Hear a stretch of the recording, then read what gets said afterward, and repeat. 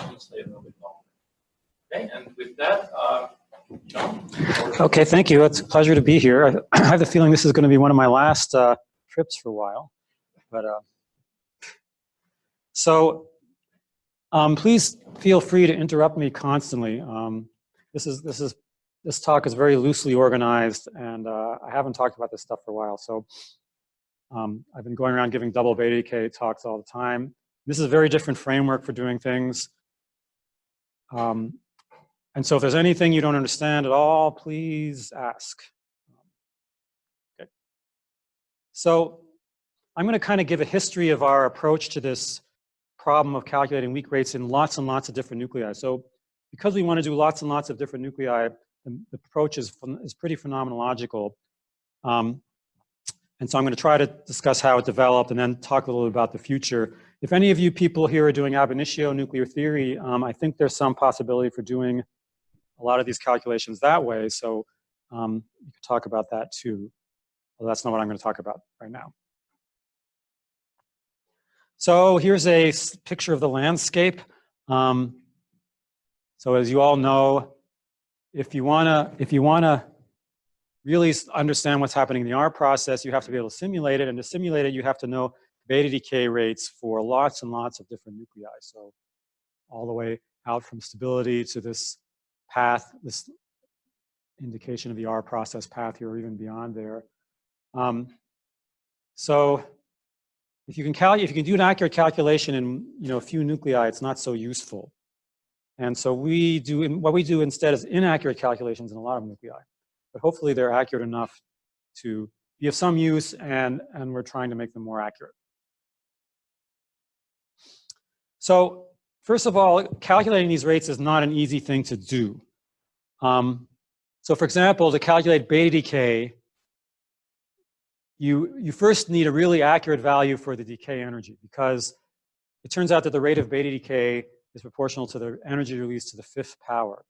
So in certain instances, if you're off by a little bit, you can make an extremely large mistake. Then you need matrix elements of operators which involve spin and sometimes spin and position at the same time.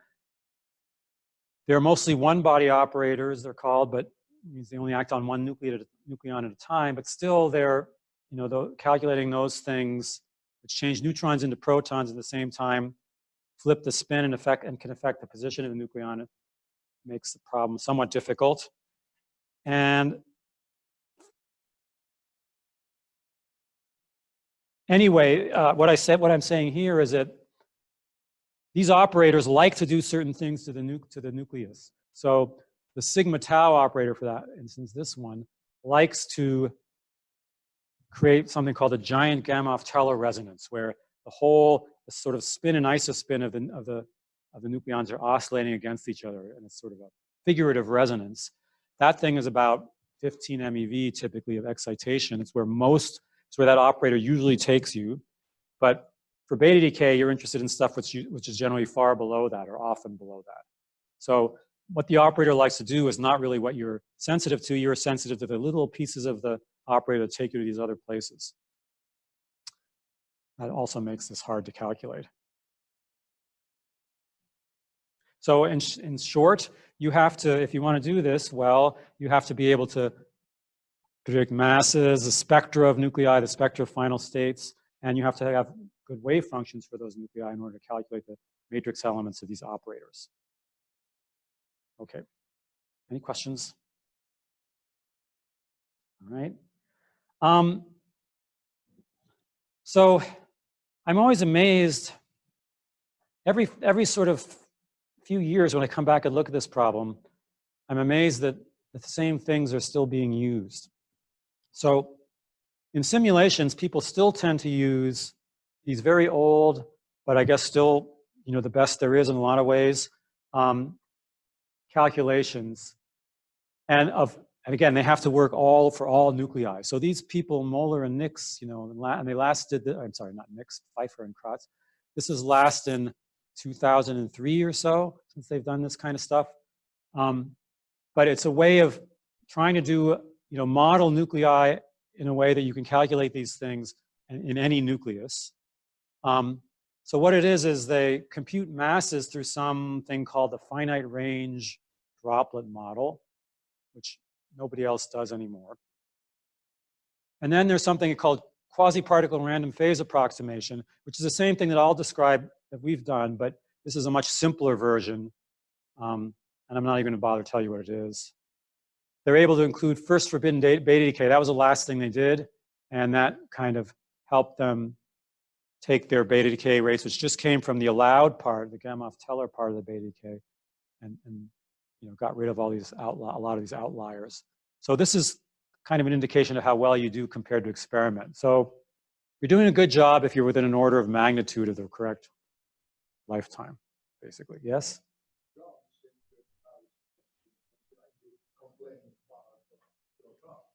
I would like to know more about the current approach to operators. You are talking about forbidden details. Yes.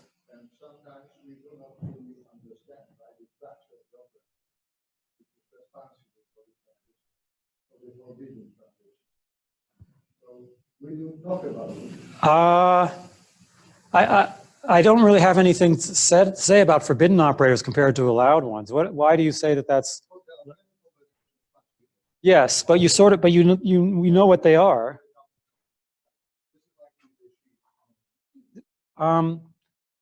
Well, so you have to have a model for these currents, and if in what's called the impulse approximation, which you just assume that each individual nucleon does what it does as if it were a free nucleon, except it happens to be inside the nucleus, then you know everything, and you can, including for, then there's no, there's one body forbidden operators and one body allowed operators. You know what all the constants are. They're from experiments on the nucleon. However, there's corrections to that involving things like pion exchange in the nucleus. I can talk about that a little bit at the end, but that affects allowed transitions as well as forbidden ones, and in particular, it seems to be responsible for a good part of what's called this GA quenching, which is an allowed decay property. But all right, I'm not sure I answered your question, but let's move along. All right. Okay, so the framework we use here is called Skyrme density functional theory. So this has been around for quite a while. The way it first started out was as basically a zero range, meaning it has delta function interactions, effective potential, which is treated in mean field theory. So you write down some interaction like this, and you don't have to worry about what all these things are. This P sigma permutes spins, but basically there's delta function interactions and derivatives of delta functions, density dependent. So this depends on the density of the two nucleons that are interacting. And you can reframe all this, and this reframing happened 15 or 20 years ago at first, as something called a density functional, which is something they use in chemistry a lot. So you have some total energy which you get by putting in a wave function around this potential and integrating it. You have a total energy, and the wave function that you want is you get by minimizing the total energy with respect to wave functions. And that framework is called density functional theory. This density functional theory, the way I've written it, is an expectation value of some Hamiltonians, but you can generalize it so that there's no particular Hamiltonian even that gives you this energy functional. But it turns out that the framework still works even if it's not explicitly related to a Hamiltonian like this. Okay, so I should mention that in this functional business, there's what's called time even and time odd parts. So, and that really refers to the various densities in the functional. So that interaction I wrote there, you can rewrite as in terms of this density functional. And it contains terms proportional to the density squared, things with gradients of the density. And then there are other kinds of densities that you can put in there. So this is something called a spin orbit current density. This is a spin density. So it's basically the density of the spin. It's a pretty straightforward thing. And this is the thing which you vary with respect to wave functions to find out what the best wave function is in this density functional approach. And there's the time even ones, which rho, the ordinary density doesn't change when you do time reversal, but the spin density does change when you do time reversal.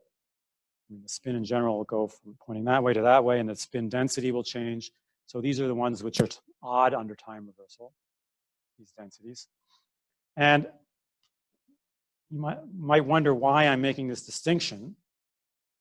And we'll get to that in a second, but it turns out that for most nuclear properties that people have looked at, these things are irrelevant, and these are the ones that are important. But in beta decay, these time-odd densities are also very important. So here's an example, an old example of a Skyrme density functional calculation. It's typically used to give you things like densities. So this is a density in a nucleus, neutrons and protons. This is something called the pairing density, which is the density of finding a pair at a given spot. These are the kinds of things that people have calculated everywhere in all nuclei. So this framework is really useful for global calculations. So they've calculated these things in all nuclei. You can calculate masses of nuclei in all nuclei. It's not the most accurate thing in the world. There's some error which seems hard to reduce below a certain level, but it works well for these global properties. Sorry. Okay, so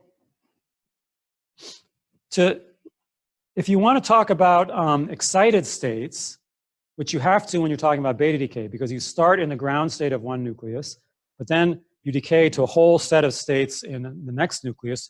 It can be the ground state of that nucleus, or it can be a whole set of excited states. Then this density functional theory has to be extended a little bit. And the framework for that is called the random phase approximation. And this Q stands for quasi-particles, or the quasi-particle random phase approximation.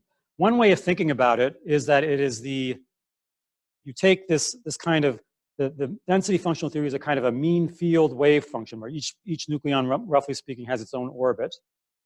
And together they make a nucleus. And if you let those orbits, if you perturb them with some operator, then the whole nucleus will oscillate. The place where those oscillations are, the frequencies at which those oscillations are resonant are the frequencies that correspond to the energies of the excited states. And so one way of thinking about QRPA is perturbing this nucleus in its ground state, watching it vibrate, and from the rate at which it vibrates, you can determine the beta decay strength to any state you want. And the actual physical states are the ones which are resonant. This is called linear response. So QRPA is really the linear response of this density functional approximation for the ground states of nuclei. This, what the Moeller et al. Thing that I showed you before is a very schematic version of this, where you don't, so the density functional theory is in some sense self-consistent. It's like Hartree-Fock, in that the density of nucleons that you have produces an interaction which then reproduces that same density. And the QRPA is the linear vibrations, oscillations of that exact same density under the same force. This schematic version of it is, they don't do any self-consistent thing. They use different forces to calculate the ground state of their nucleus, and then the oscillations, they use something very different. It's just something that makes it easy to do the calculations. But much more phenomenological. What I'm describing is also very phenomenological, but this is much, much more. Okay, so when we first started this project, I think Vitek was involved a long time ago in this. First thing we could do was this QRPA in certain spherical nuclei. So fortunately, those are the ones which are particularly important for the R process. So the R process has these places at closed shells where you keep the same number of neutrons for a long time. And the reason is that once you get to, say, 82 neutrons, the way the R process proceeds is by capturing neutrons. Lots of neutrons are flying around, they're captured, and then they beta decay. And so you start here, say, you capture a neutron, which which brings you this way, and then you beta decay, which brings you diagonally. The neutron changes into proton. Capture another one, beta decay. But once you get to this 82, it's very hard to capture a nucleon, because the next one after that, that's a closed shell, and the next one is very weakly bound. So you don't want to it doesn't want to capture a nucleon, and it just sits near here for a long time until eventually beta decays. And then you could capture more neutrons. But it's hard to get past 82 here. Those nuclei are weakly bound until you have enough protons so that last neutron is more bound because it sees more of the protons and can bind to them. So eventually, even though you have a closed neutron shell, you can capture more neutrons, and then you take off again until you reach this closed neutron shell. And that's kind of the way the R process proceeds. And if you look at the R process abundances, there's peaks here, here, here, here, corresponding to the buildup of nuclei that sit here until they beta decay. They don't zip along through neutron capture. Am I making sense there? Okay. Yes? Oh, good. All right. So anyway, these ones which are at the closed shells are spherical. So if you do a calculation in a nucleus being spherical is a big help. It means you can use angular momentum to simplify the problem a lot. And so we were able to do those first. And here's an example of how to do that. So these waiting points are the things I just described. So we chose a particular Skyrme functional, and this is the cumulative Gamow-Teller strength that it produced. That's these things here, and this is the experimental data in zirconium-90. So this means you keep having more and more Gamow-Teller strength, which the beta decay rate is proportional to it, and as you go up in excitation energies more and more. And this big jump here is what I call the Gamow-Teller resonance. So here it's around 10 MeV, where suddenly it increases a lot. That's because there's a lot of strength at that energy there. And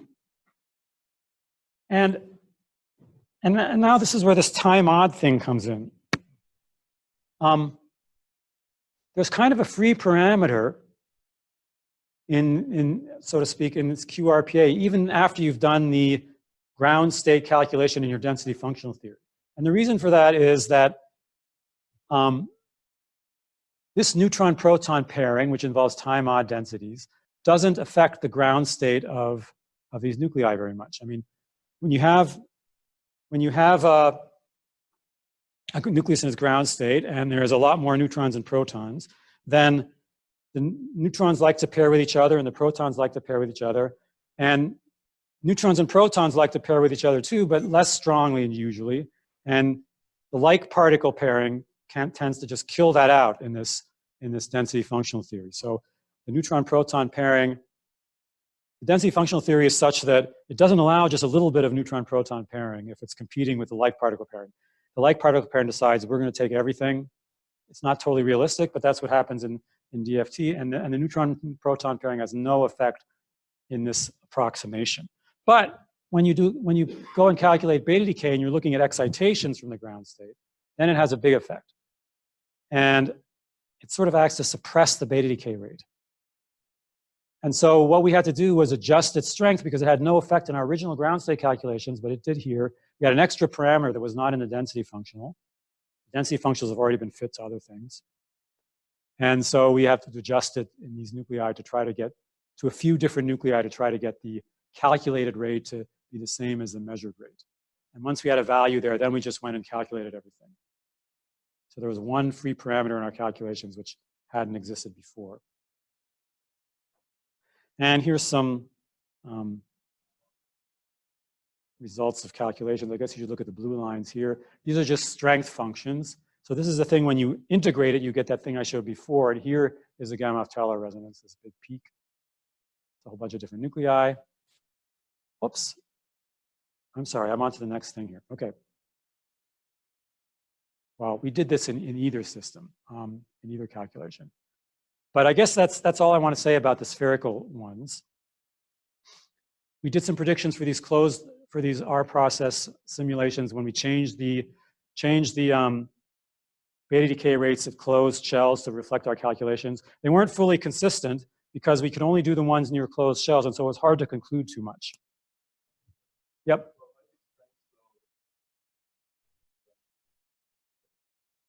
In this picture here, this one? You mean this one here? This? Yes, so, okay, so it is individual states. So in these individual states here, they've all been sort of artificially spread a little bit with some width. Yep, that's also true at 5 MeV. They've been artificially spread a little bit. Yeah, if you were to look at this very carefully, there would be a whole bunch of little peaks.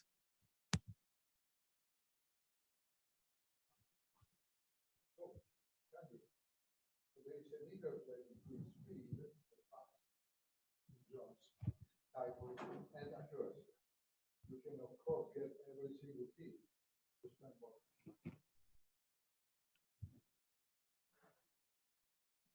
Okay. Yes. So this I'll get to that.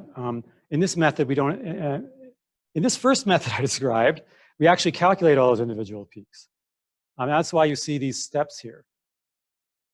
However, in this next method I'm going to talk about, we don't actually calculate those. So I'm wrapping up this section by just telling you that it was hard to conclude too much about the R process here because we only did a certain select set of nuclei, and I'm not even showing you results about consequences for the R process. I'll do that later when I discuss the calculations with all the nuclei. But at first, we were only able to do these certain ones. Okay, the next development, which happened a few years ago. So then I didn't work on this problem for about 10 years. And then a few years ago, we figured out a way to make these calculations much faster, and so that we were able to do them in deformed nuclei also, in pretty much all nuclei. And this was called the finite amplitude method. It was invented by Takashi Nakatsukasa in Japan. And here, Hendrik, instead of actually diagonalizing a matrix to compute these individual states, you do what I said before, what QRPA is equivalent to, which is you perturb the nucleus at some frequency, watch it oscillate, and the amplitude of its oscillation essentially tells you the strength at that energy. And if you were to do this exactly, you would find that at all frequencies except the ones where there's actually an excited state, nothing would happen. And then at the ones where the excited state, you get these huge oscillations. But to do that, you'd have to search through every single possible frequency and try to narrow it down. Instead, it turns out what you can do is if you make your frequency a little bit imaginary, so it has a real frequency, but there's also a little imaginary piece, then you get a response at every energy, and the imaginary part just gives a width to these individual states. And in fact, that's kind of what happens in a measurement. I mean, you have finite resolution, and often you see things like this in your data. You don't see individual peaks. And this is a way of simulating finite resolution. You have a little imaginary piece in your frequency, which sort of smears the response of the nucleus. And so that's how these were computed. So this method of just directly computing this response of the nucleus is much faster than trying to calculate where every single state is.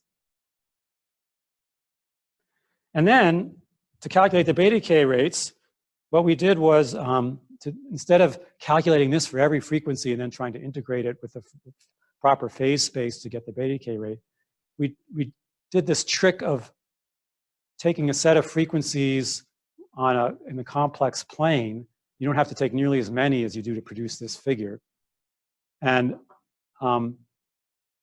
integrating it around some closed curve, and then it picks up the contributions from every discrete excited state and weights it properly so that you get the beta decay rate by doing this contour integral in the complex plane. So in that way, we're able to quickly do, about 3,000 nuclei or whatever. Again, not in an ab initio fashion, but within this density functional framework.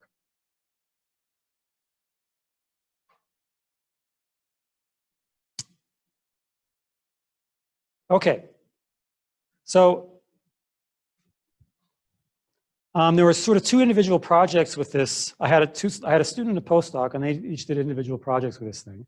So the student, Tom Schaefer, wanted to understand the rare earth peak in the R process. And I guess I have some figures of that later on, which I'll show you. Yeah, this is, the rare earth peak is, they're around 160. See, these are all simulations, but this is the data here, these dots. Around 160, there's this bump in the R process distributions. It's not one of the big peaks, which correspond to those closed shells I was talking about earlier. It's somewhere in between.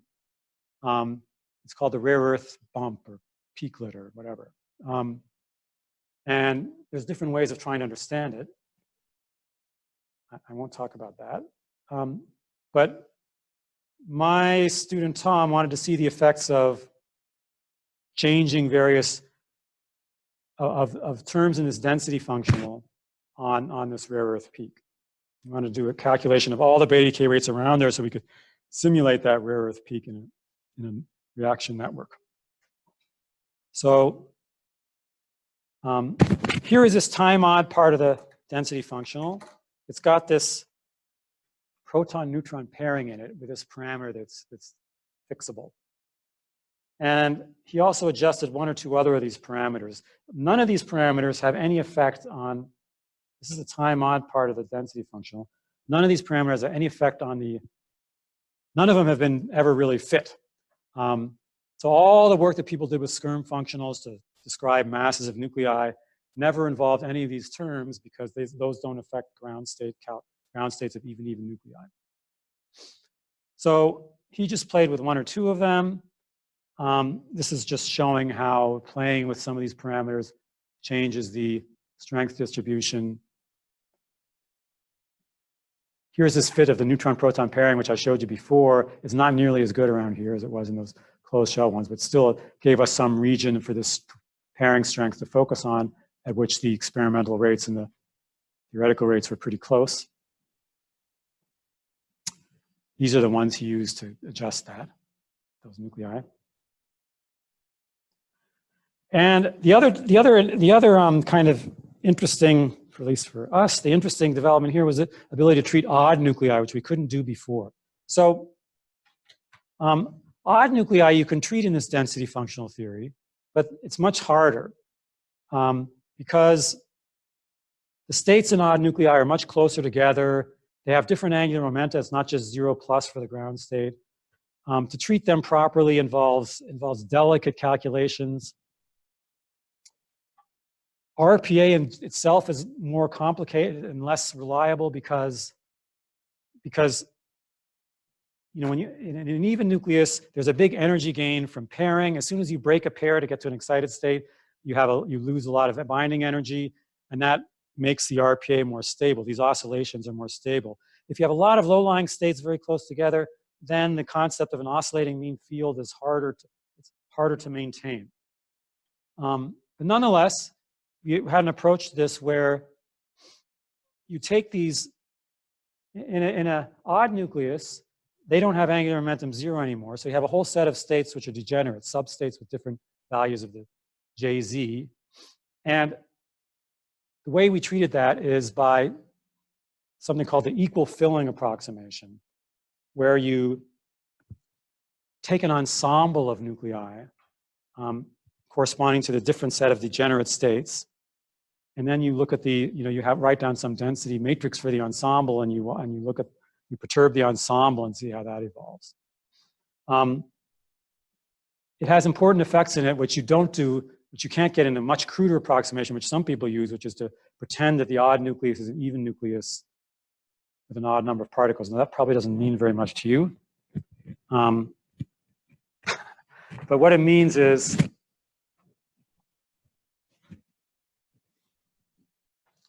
yeah, I have a hard time explaining that. It means, roughly speaking, that you pretend you still have the pairing effects between like particles, which you would have in an even nucleus where every particle is paired up, but you include that even though there really should be an extra particle which isn't paired.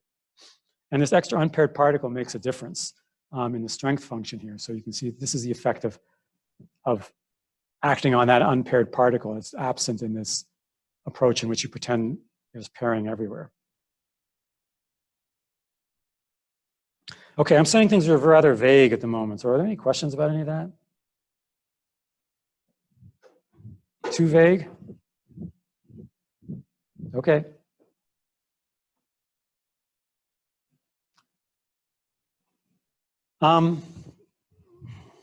So this slide shows various attempts to do well here. And this gives you an indication of how well we did. So with these different energy functionals, these are different fits of these parameters in the density functional. We did better or worse, but usually within an order of magnitude of the correct answer, which is, again, sort of the current state of equality here.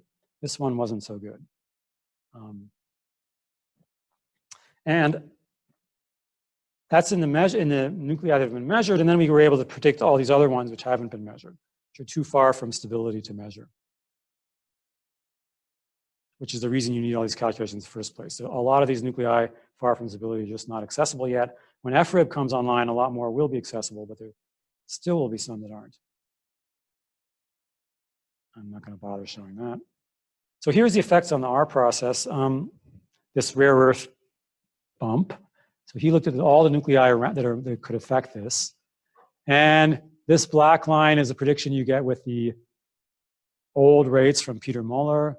And then here's the predictions with these different Skyrme functionals. So you can, the real message here is that this energy functional makes a big difference. So these are three different scenarios: a hot R process, cold R process, neutron star merger conditions, which seems to be nowadays what people think this mainly happens. So by using this particular functional, you can reproduce this peak, while the other ones had a harder time with it.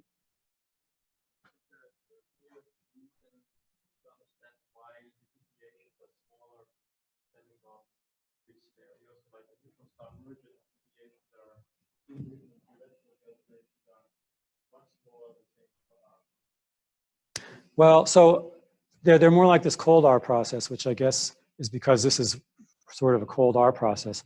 I think the reason for that is that the hot R process takes you very far out and involves many, many more nuclei. In the cold R process, you're much closer to stability and there's less. Oh, yes, I'm sorry, the other way around. Okay, so that explains it. The cold R process takes you very far out, and it's not the case that I was just thinking about this on the top of my head.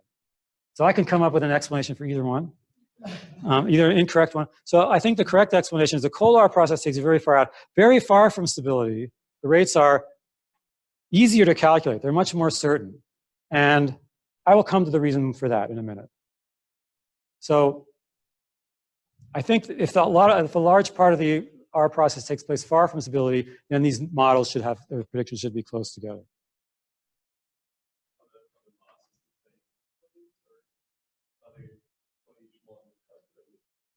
No.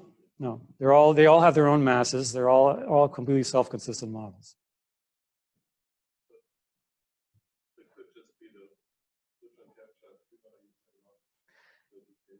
Well, the Q values are part of the decays, but you're saying the strength could be sort of similar and the Q values could be different? Is that what you're suggesting? Yes, but the masses affect the neutron capture, but when people do simulations, they get the neutron capture from somewhere else. So the neutron capture is something it's hard to, that involves some reaction theory.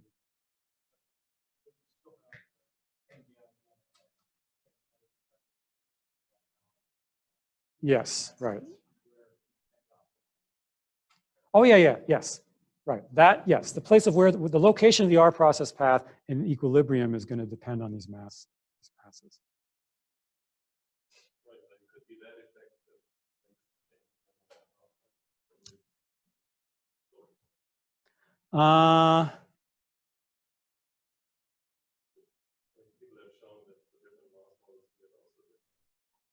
Yeah, okay.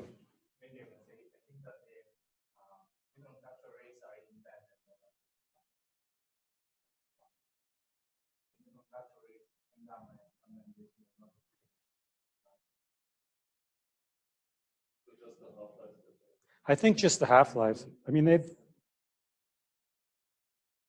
I think, yeah.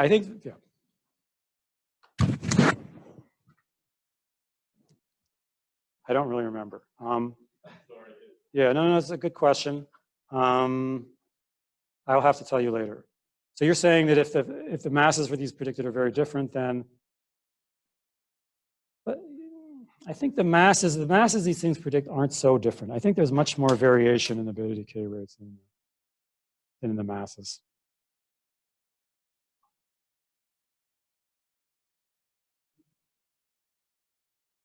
Okay, then I had a postdoc who no longer is in physics, but he tried to do a global calculation in all even nuclei. So here, that student focused on the rare earth region, and now he wanted to do every single even nucleus.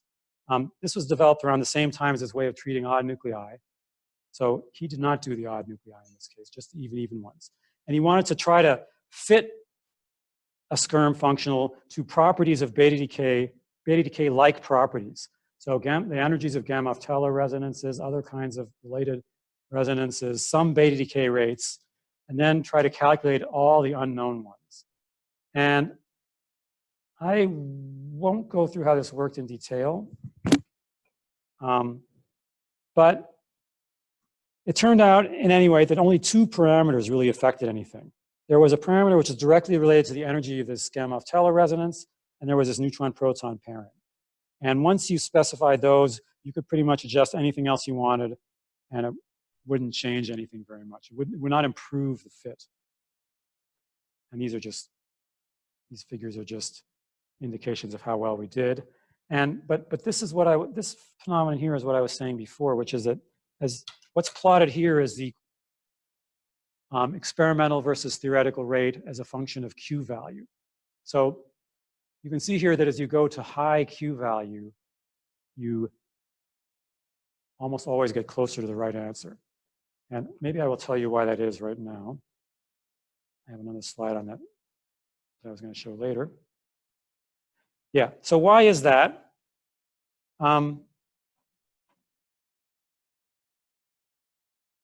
So the reason for that is, suppose you calculate some strength distribution, and you have a large Q value here. So you can sample all this strength up to say here before it becomes inaccessible to beta decay, before you reach an energy which would be higher than your ground state in your other nucleus. And suppose you make some small error on this state here. So this state is going to contribute, even though doesn't have that much strength, it's going to contribute a lot to the beta decay rate, because the rate of beta decay depends on the energy difference between this state and the maximum energy you could have to the 5th power. That's the Q value of the decay. So if you have a state down here, even this little bump down here, if this were the spectrum and the Q value were, say, here, this was the maximum energy you could access, this thing would have a noticeable effect on the beta decay rate, much more, say, than this bump, or even maybe more than this. And it's because it's weighted by this number to the 5th power instead of this number to the 5th power. So suppose you make a mistake in this energy or this energy, a mistake of delta, and this delta E represents this difference between the maximum energy you can have and the energy of your particular excited state. Then if you make a little mistake of delta and you expand this, because delta is going to be much less than this large Q value, you see that the error you make, if I divide it by the real delta E, and I'll have my mistaken delta E, which includes this little delta, I make a mistake which is proportional to 1 over delta E. So if delta E is large, and that's essentially the Q value of that particular decay, then getting the location of that strength a little bit wrong doesn't make much difference. While if everything is coming from, if the Q value is down here somewhere, and you get this slightly wrong, you'll have a huge effect. And that's why, in general, for these really long-lived ones, which have very low Q values, it's very hard to get them right. But the ones which are very far from stability and have big Q values and have very short rates, it's much easier to get those correct. because a little mistake means, a little mistake in a low-lying excited state has much less of an effect. Okay, let me go back. I will just show you the overall results here. So let me show you on this slide. So here are some different attempts. All these letters here are different attempts to do the fitting, and this is some average of the log of our computed rates, the experimental rates, and here are other people's results. So here's the molar things I told you about earlier. These are some other more recent ones, and they're all mostly anyway at sort of the same level of agreement quality. And these ones are long-lived ones. Sorry. Up to 1,000 seconds. These are the ones up to 100 seconds. And then on the next page are the shortest ones. And for some reason I don't really understand, we always are on this side of this line, and the other ones tend to be on this side of the line. But this seems to be the level of quality we can get in this framework. And without improving this framework, I think this is what we're going to have. So it's not really all that good. So I will give you some examples to show you how good it is. Oh, by the way, here is the effects on the R process of a factor of 2 that's of difference. If your beta decay rates are off by a factor of 2 in these various scenarios, it can make the amount of difference in these blue bands here. So we'd like to get down to a factor of 2 or so, and I just told you that an order of magnitude roughly is where we are typically. Yeah. Even factors of 2, if they're everywhere, they can have a significant effect.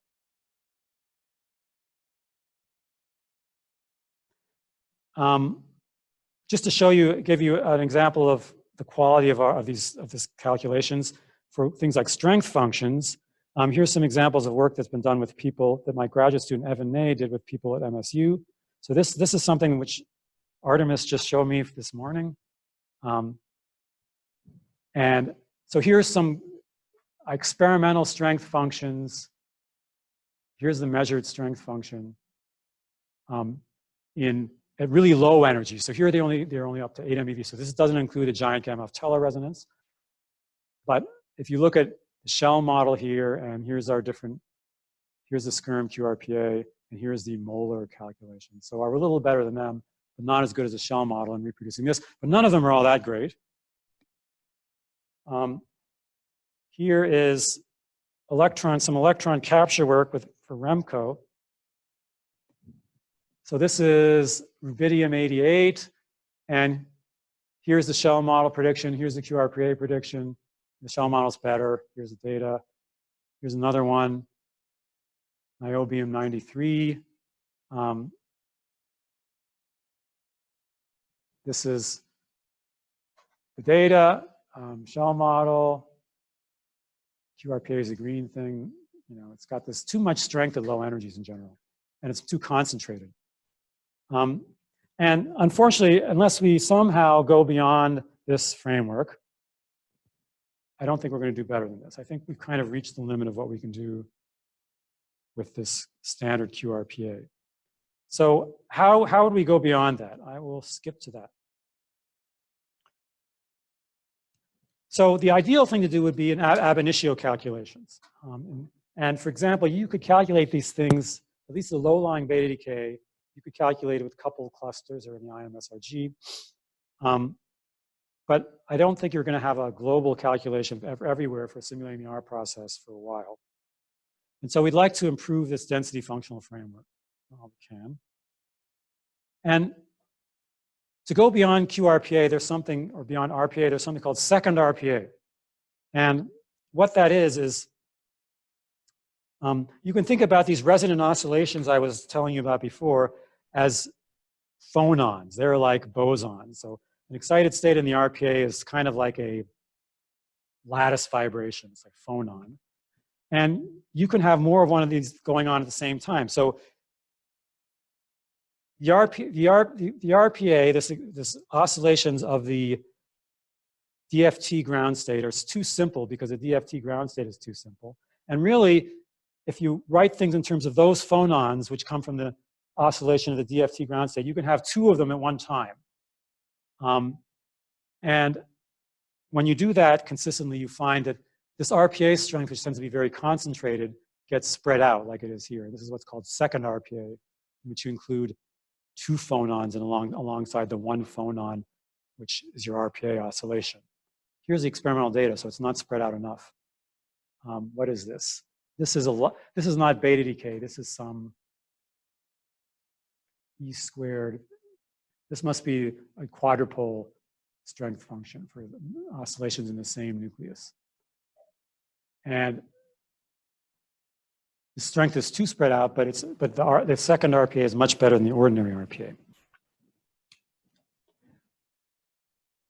So what we're going to do is some slightly simpler version of this, which doesn't take quite as much computing time. That would be impossible to do in every nucleus. But what I'm going to describe now is a version of having a way of having these two phonon states in the spectrum, which is manageable. And so to do that, I have to draw some diagrams. I don't know how to describe this in simple language. So if this doesn't make sense to you, just continue sleeping. So this RPA response function, so the way it responds to this perturbation can be, and that can be represented like this. So here's the perturbation, this X, and then there's another X at the end because you want to measure the effects of that operator, that same operator that does the perturbation. So this is what's called the response function. It's, you excite a particle in a hole, the perturbation does that, and then the interaction can excite more particles in holes. And that's the one way of representing these oscillations that are the random phase approximation. There's lots of things they leave out. So for example, this particle and hole could interact with each other before they come back together here and destroy each other. So here the particle and hole disappear and you get another particle pair. But these two things could interact with each other before doing that. That's totally absent from the RPA in this way of looking at it. Now you can also represent a phonon exchange potential. So this sum of all these bubbles is like a phonon. And if I put the Skyrme interaction here and the Skyrme interaction here, then I have all these bubbles in the middle, that corresponds to a potential, which corresponds to exchange of a phonon. I mean, if you think of this potential itself as the exchange of some meson, and this has in it also the effects of all these vibrations. And the approximation we're going to use is called the time-odd blocking approximation. And what it is where you take one of these bubbles that's in here, and you replace it by things which have one or more of these phonon exchanges between the particles and holes, but only one at a time. So if time is going this way, these things never overlap each other. That's still a subset of all the things that can happen, but it has a lot of this important two phonon effects in it. And so people have looked at this already in cases where they can do the calculation, which is in spherical nuclei, closed shell nuclei. And this is the effect it has in beta decay, in a beta decay of lead. Does lead beta decay? I guess so. Lead 208. I guess this is just a Gamow-Teller strength function. There's no decay. You calculate the strength function, and you have here the RPA results are these concentrated single peaks. There's lots of them down here, but they get, when you put in this second RPA, it becomes much closer to this phonon time blocking approximation. It gets spread out and much closer to the data at low energies. Here's some work by Elena Litvinova, who does this kind of thing in relativistic density functional theory. This is the RPA result. And when she puts in this phonon exchange, it again gets more spread out, closer to the data. So that's what we're going to do. Except I have a way of incorporating this into this finite amplitude method so that we can, again, do this for all nuclei, deformed, spherical, whatever. I have a student who's just starting to work on it. It depends how fast he is.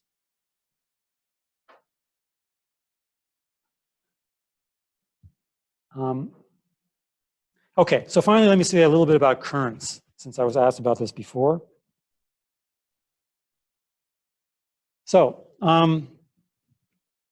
another approximation that comes into here is that a single nucleon decays at a time.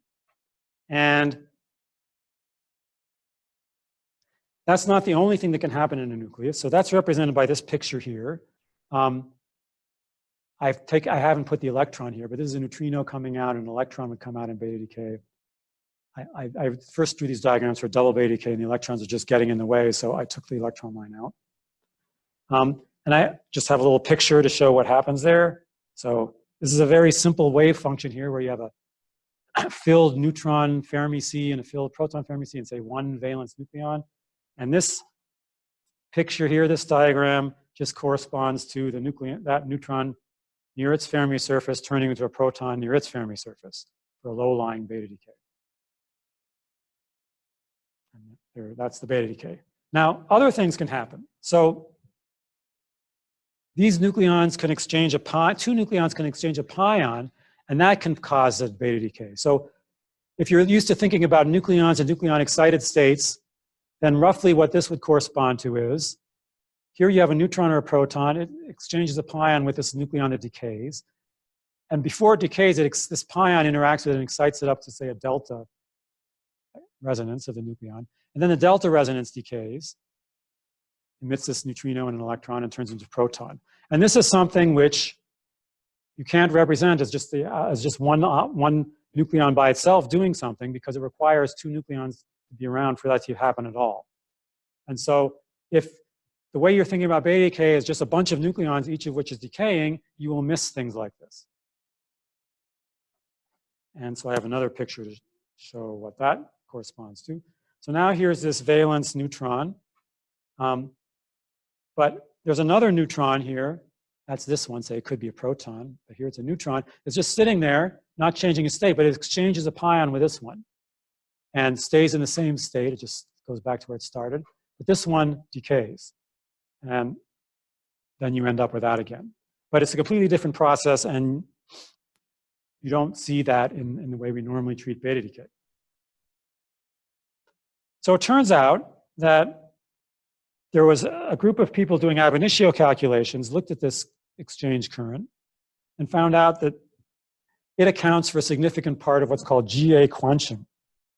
So when you do beta decay calculations in this more naive way, you almost always overestimate the rate and by a significant amount. And to fix that, people just pretend that GA, which is a number which goes in front of your beta decay operator, is smaller than it really is.